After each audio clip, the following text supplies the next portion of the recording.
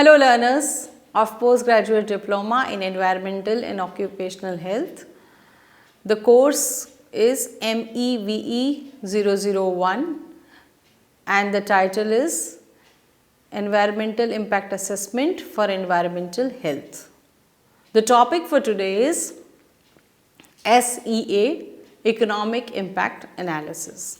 In this topic, we will be studying about what are the economic impacts of any activity. What happens when we lay down a project or we begin any development activity?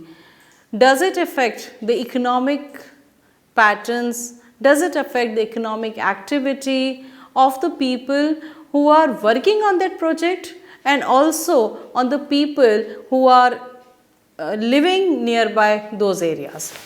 So, beginning with it, let us see first of all briefly what is environmental impact assessment. You must have been studied about EIA, you must be knowing. So, we can say that it is a process of evaluating the likely environmental impacts of proposed development activity which takes into account interrelated socio-economic, cultural and human health impacts. It is imperative to analyze all sorts of impacts which occur because of any development activity. When we propose any activity, any plan, any project, any policy, it does bring with it lot of consequences. There are impacts on the people who have been living, there are impacts on the natural world, the environment, the society, the type of the governance, the institutions, the legal and the regulatory framework. There are so much of the things which happen when any new setup is being planned at any place. So, most importantly are the economic impacts. We must know, we must be able to understand that what are the economic impacts which occur in that region. In this context, we must understand the term what is strategic environmental assessment, which is known as SEA. SEA, that is strategic environmental assessment, aims to mainstream environmental issues into economic development by adopting the principles of green economy for decision making in project. Now, the terms like we have seen that in the past how development activity has been unsustainable. Today we are witnessing the problems of environmental pollution and degradation of all sorts, whatever we are seeing all around. It is all because of unplanned development which has taken place in the past. So, SEA, that is strategic environmental assessment, says that we must include the principles of green economy in our development plans. So, what is a green economy? Green economy is carbon neutral, resource intensive economy, which sees that because of any activity there should not be or there should be minimum carbon emissions taking place. And there are certain principles of green economy. The well-being principle, that the health and well-being of the people should not be compromised at any cost. Then there is a principle of justice. The economic development should not be such that it brings inequality in the society, that there is a divide between the rich and the poor. So, that is something, and not only this, there should not be any distinction between and within generations. Then there is a principle of planetary boundaries. We must understand our limitations of the natural capital which we have on our planet. There is a principle of efficiency and sufficiency, which means sustainable consumption, sustainable production. All these things are very important, and the last principle of green economy is governance, good governance particularly. That means it aims to strengthen our rules, our institutions, our governing bodies, So when we talk about strategic environmental assessment, particularly, we must see that all these principles of green economy are taken into consideration when we do our development activity, when we are planning any development activity. So what is economic impact assessment? Economic impact assessment means assessment of the impact of a project on the wider economy, which can be direct, indirect, induced or fiscal. Students, please understand this, that this does not mean particularly on an individual level. Economic impact assessment means that we have to assess that this development activity, how it is going to impact the economy on a wider scale, on the wider economy, how the region's economy will be affected, how the state's economy will be affected, and what will be the likely consequences of this project, maybe in terms of the direct impacts, indirect impacts, induced impacts or fiscal impacts.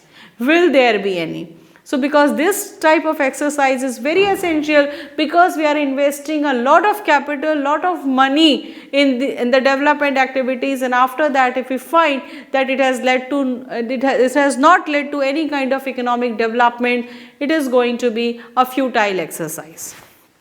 So what are the economic effects? And they are actually the effects on the level of economic activity. What is the revenue generating source in that region at present? Will this dam bring with it that much of electricity that people in the nearby villages will be able to water their fields properly? Will it generate electricity that there will be electricity in the homes of the people? Will this highway connect major cities so that people can move out and have their jobs and employment? So these are some of the answers which we must know before beginning of this activity.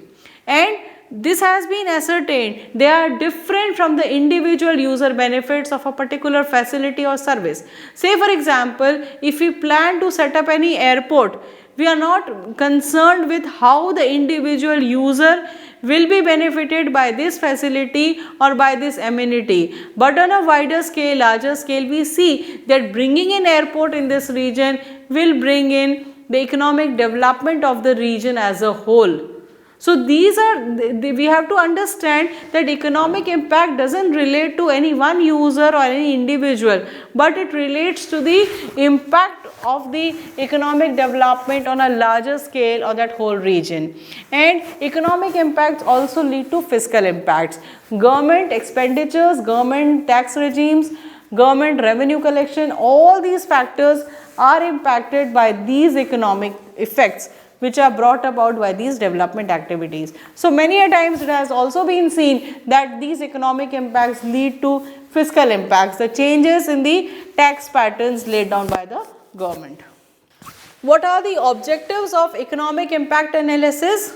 To estimate the economic impact of projects, events and policies, to know that what will be the impact, what will be the expenditure, what will be the capital involved, what will be the outcome, what kind of jobs will be created. So these are the, you are just estimating the economic impact, measure the overall contribution to the economy at various levels. So in terms of this, we are overall, what will be the contribution to economy at various levels, from the primary level to secondary level to tertiary level.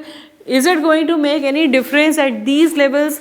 The economic output, the economic development, is it going to change at different levels? And also to justify the value of the project in economic terms. So how far it may be useful in other terms, but economically, is it a viable solution? Is it a, you can say, is it worthy to be done at this place? So this type of economic impact assessment is a very important activity, particularly in present day times, where we know that most of the times our money goes waste when we are not able to reap the benefits that we have thought we would be getting because of these activity. So how do we measure the economic impacts? How do we know the economic development has taken place? So these are some of the variables like business output. What is the increase in the sales?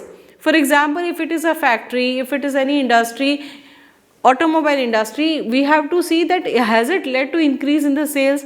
Is there more market available for this product outside? So this is one of the measure. Then what is the value added or gross regional product of that region? You can say that how it has added to the value of that region, how important that region has become because of this facility or because of this development project which we have laid down. So has the gross regional product increased in that region? Then wealth, that is including property values, has the value of the land in that region gone up because of this? You can say because of any industrial park, because of any other project that you have put in. So what is the state of affairs of the property or the land value in that region? Has the personal income, that is the people who have been residing in the nearby areas or those who are associated with this particular project, has there been increase in their wages, has there been increase in their standard of living, their income, and has it led to job creation in that region? So is it promoting more number of avenues for the people to work in? Is it creating more opportunities so that people can work in that enterprise setup? So these any of these parameters in from business output to value to wealth to personal income and jobs, we can use this to calculate that how economic impacts have been ascertained and how fruitful it has been to have this activity in this region in terms of the economic development. Then economic impacts are different from the valuation of individual user benefits, and they are broader than the social impacts. They affect government revenues. We were just discussing that they lead to fiscal impacts also because they affect the government revenues and taxation, and economic impacts also affect the employment and associated population expenditures, because if the people are well to do, if they are earning more, the spending capacity is more, their purchasing power is more. So automatically this is a vicious cycle, and in turn it leads to the economic growth of that region, and that is one of the important objective of doing any such type of plan or laying any such type of a project. So we were talking about direct, indirect and induced economic impact. We must understand what is the difference between these terms. For example, direct impacts are related to expenditures pertaining to the construction and operation of any industry. For example, when we have any industry, there are costs associated with the getting up of the raw materials, getting of the power, capital, labor. These are some of the impacts, and direct economic impacts means this is the cost which is incurred because of this project. For example, if we take the case of tourism, for example, so if there is any tourist place, any tourism activity going on, so what will be the direct impact? It is such that it is because it is brought in by the tourist. If there are more inflow of the tourist in this region, so because of which this is the direct impact on the economy occurring because of this tourist place which is bringing in lot many tourists than before. So this is the direct. Then indirect impacts relate to the suppliers of goods and hiring workers.